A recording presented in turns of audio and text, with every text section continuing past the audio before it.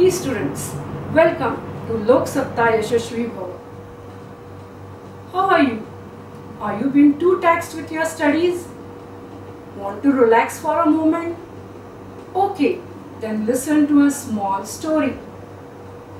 There was a very rich man named Ramnathan in a village. He wanted to buy a horse. So he went to the village, the weekly bazaar, and came near the place where the horse seller was selling his horses. He selected one horse and asked the price to the horse seller. The horse seller replied, "The cost of the horse is rupees 30,000. "Oh, it is very costly," said Ramnathan, and started bargaining immediately. The horse seller reduced the prices from rupees 30,000 to rupees 25,000 and then to rupees 20,000. But Ramnathan, being a miser, he continued bargaining. The horse seller got irritated, but he was very clever. He said to Ramnathan, "Okay, sir, I would give you the horse free of cost, but you have to purchase the nails of the horseshoe, and the cost of the nails would be accordingly. The cost of the first nail would be rupees 2, the second nail would be rupees 4, the third nail would be rupees 8, and so on. There are 4 nails in each horseshoe, and in all there are 16 nails." Ramnathan thought, instead of buying the horse for rupees 20,000, I would purchase the nails for such a low cost. And he agreed immediately. Well, students, now would you tell me who would be in profit? Was it the horse seller or is it Ramnathan? Getting a little confused? Okay, let me help you. Just see on the board some calculations. Cost of the first nail according to the horse seller is rupees 2. So we say the first term is rupees 2. Cost of the second nail, he said, is rupees 4, which means T2 is equal to 2 into 2, that is 2 square, that is equal to 4. Similarly, cost of the third nail is 2 cube into 2, that is 8. The fourth nail is 2 cube into 2, that is 16. In such a way, the 16th nail would be 2 raised to 15 into 2, and the cost would come 65536. That is, the cost of the 16th nail would be rupees 65,536. And if you find the sum of the cost of the 16 nails, it would be around 1,31,070 rupees. Now you can understand the cost of these 16 nails in total would be much higher than the cost of the horse, which was rupees 20,000. Now you would imagine, how did I do these calculations? Yes, by a progression called as geometric progression. You would wonder now, what is geometric progression? So here I am, Mrs. Jyoti Gowde, once again going to take the second part of chapter 1, Arithmetic Progression and Geometric Progression. Come back to the question, what is a geometric progression? As I had told you, related to arithmetic progression, 2 points. First, it is a sequence. Here again I am saying, a geometric progression is also a sequence. Then what is the difference? Yes, the difference is as follows. Arithmetic progression, the difference between the 2 terms is constant, whereas in geometric progression, the ratio of 2 consecutive terms is constant. You will understand this by an example. Consider the sequence 5, 10, 20, 40, 80, so on. Here we find the first term is 5. The second term is 10, which is 5 into 2, which is A into R. The third term is 20, that is 5 into 2 into 2, that is AR square. The fourth term is 40, which is 5 into 2 into 2 into 2, that is AR cube. And we find R is equal to T2 upon T1, that is 10 upon 5, that is equal to 2. Similarly, T3 upon T2 is equal to 20 upon 10, that is equal to 2. So we say the first term is 5 and R, which is called as the common ratio, is 2.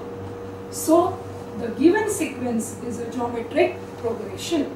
After we have seen what is a geometric progression, let us go further and see the general representation of it. It is given by the formula Tn is equal to A into R raised to n minus 1, where A is the first term and R is the common ratio.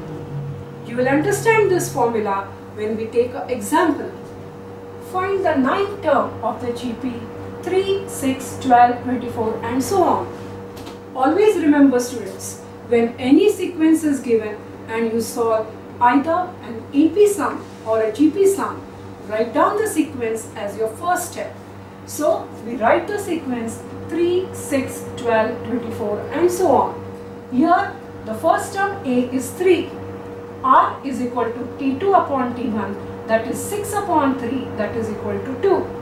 And we have n is equal to 9 since we have to find out the ninth term of the GP.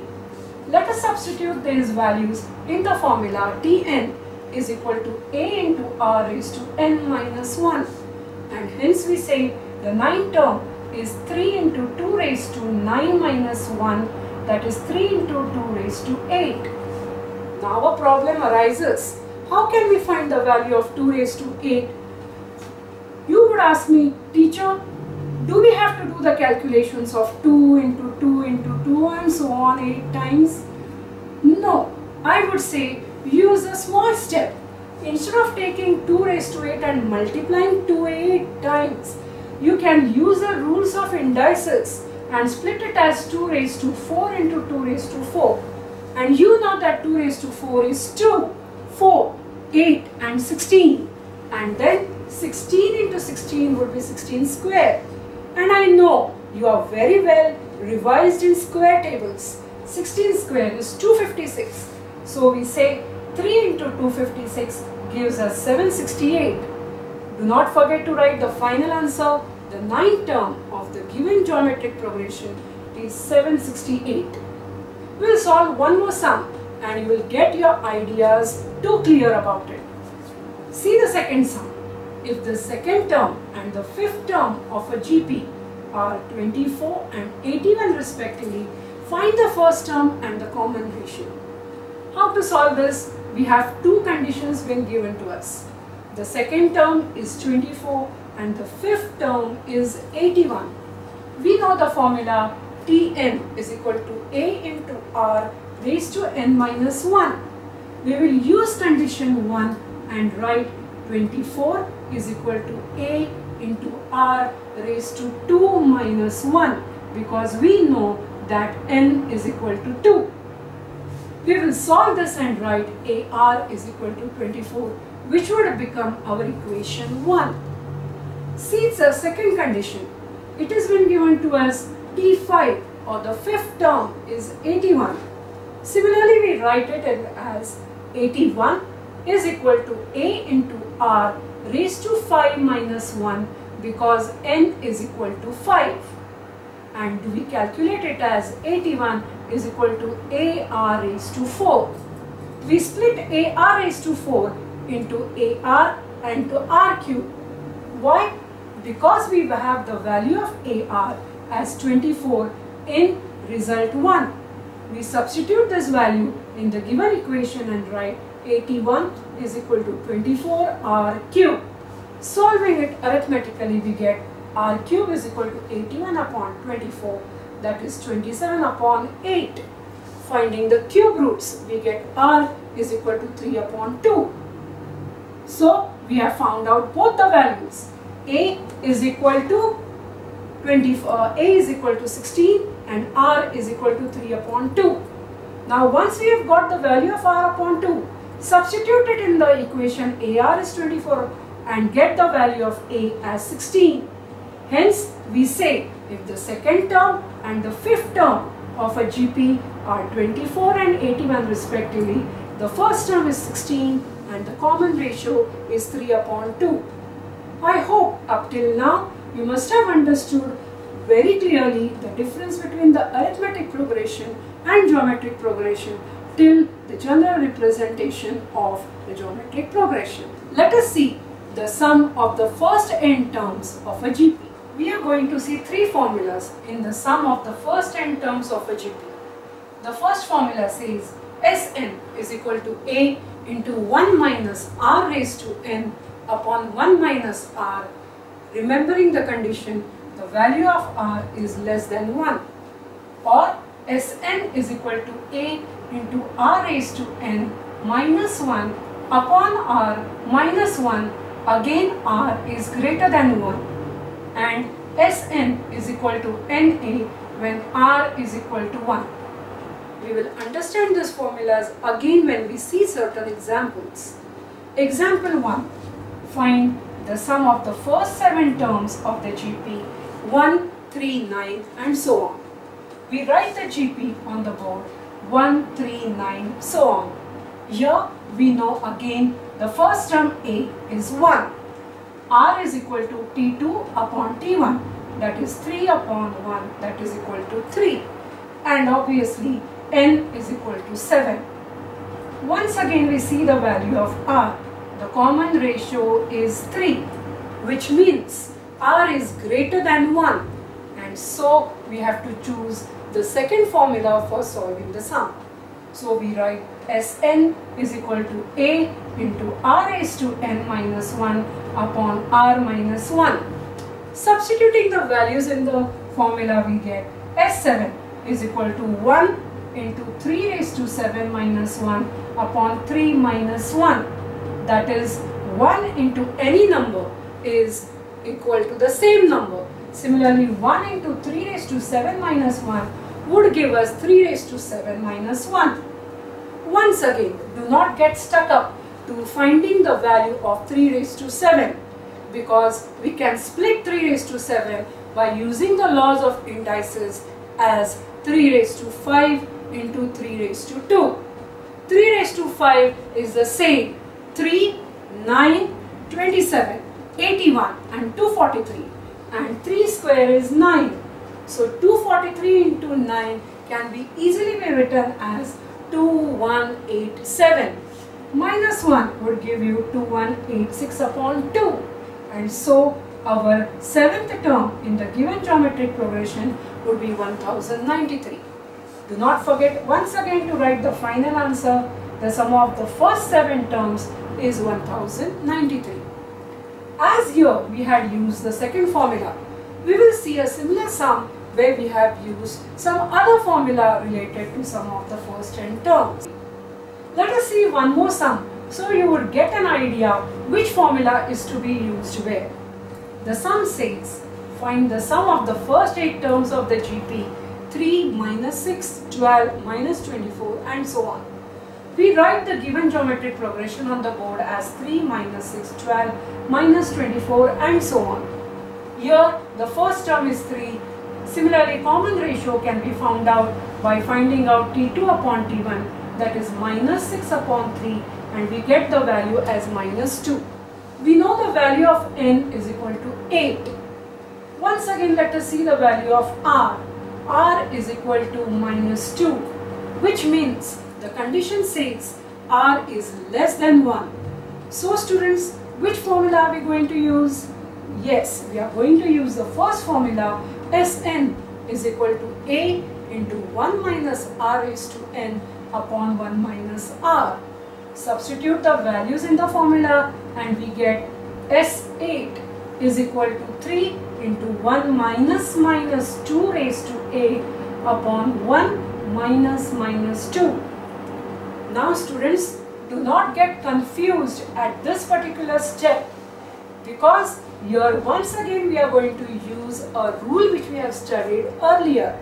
It says that index number raised to a negative number, if it is an even number, we have to write it as a positive number, and hence we get minus 2 raised to 8 is 2 raised to 8, and so in the next step we write 3 into 1 minus 2 raised to 8 upon 3.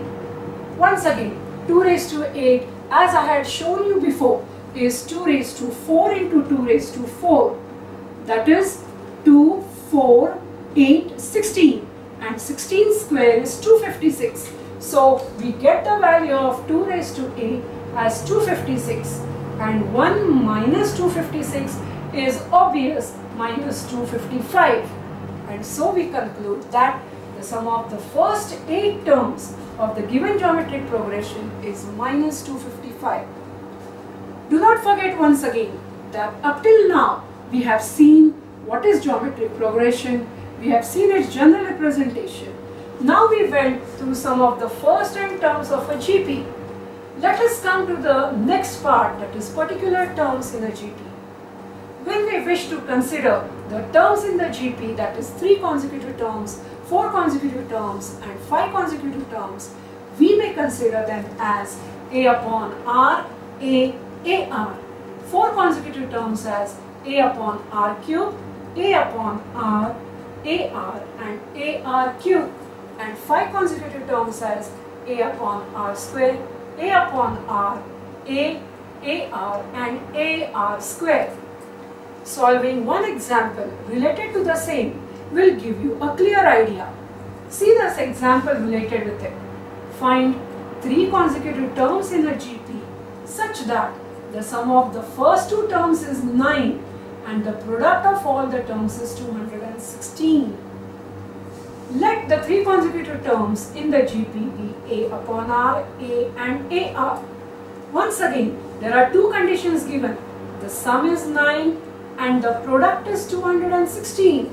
Let us concentrate on condition 1. A upon R plus A, that is sum of the first and the second term, is 9. We cannot solve this further because neither we know the value of A nor we know the value of R. So we write this as equation 1. Come to the second condition. The product is 216. That is A upon R into A into AR is 216. You will tell me, teacher, reduce R and R. Yes, by doing that we would get A cube is 216. And so the value is 6 when we take the cube root on both the sides. Once we have got the value of A, we will substitute this in equation 1 and write it as 6 upon R plus 6 is equal to 9. Therefore, 6 upon R is 6 brought on the right hand side with a minus sign, you would get 3. And then when we alternate the sides, we would get R is equal to 6 upon 3, that is 2. So we have got 2 values here, value of A which is 6 and value of R which is 2.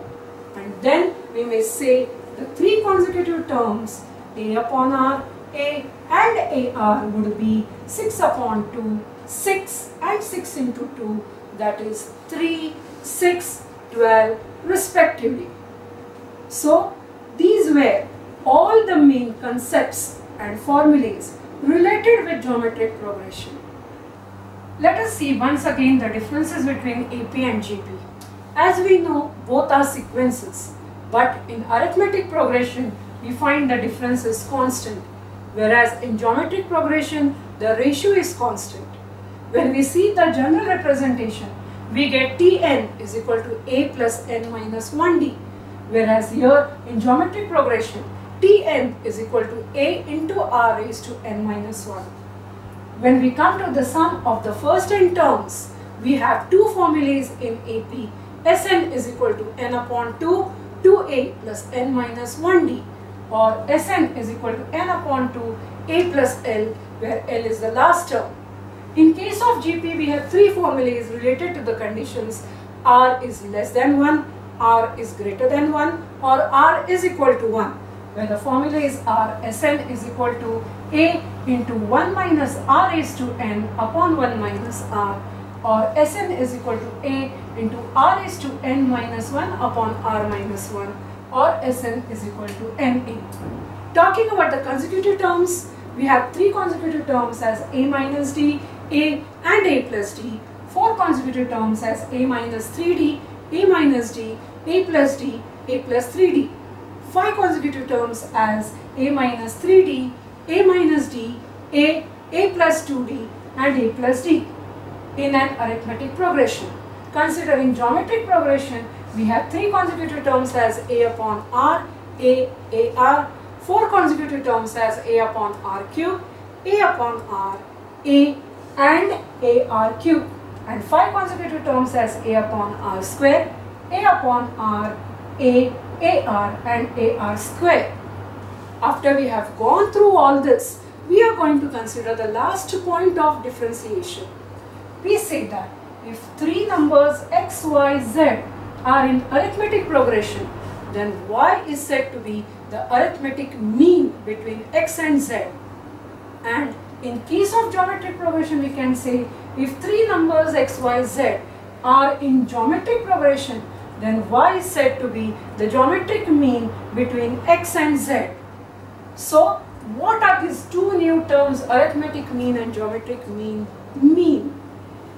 Arithmetic mean is denoted as a, and we say that if x and y are any 2 numbers and if a is its arithmetic mean, then a is equal to x plus y upon 2. And geometric mean, which is denoted as g, says if x and y are any 2 numbers and g is its geometric mean, then g is equal to plus minus under root xy. 2-3 examples will understand. The first example, find the arithmetic mean of 4 and 46. We know the formula, we substitute the values in the formula and get the result. A is equal to x plus y upon 2, where a is the arithmetic mean, that is 4 plus 46 upon 2, that is 25. Second sum, find the value of x if one of the number is 46 and its arithmetic mean is 25. Let us take the 2 numbers and x and y and a its arithmetic mean. Again, substituting the values in the formula, a is equal to x plus y upon 2, we get 25 is equal to x plus 46 upon 2, and we get the value of x is 4.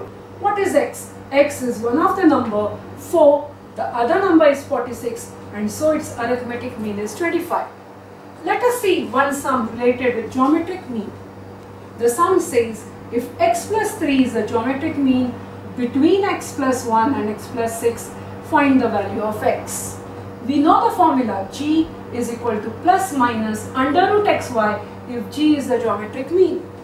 Again, substitute the given values, x plus 3 geometric mean, so x plus 3 is equal to plus minus under root x plus 1 into x plus 6.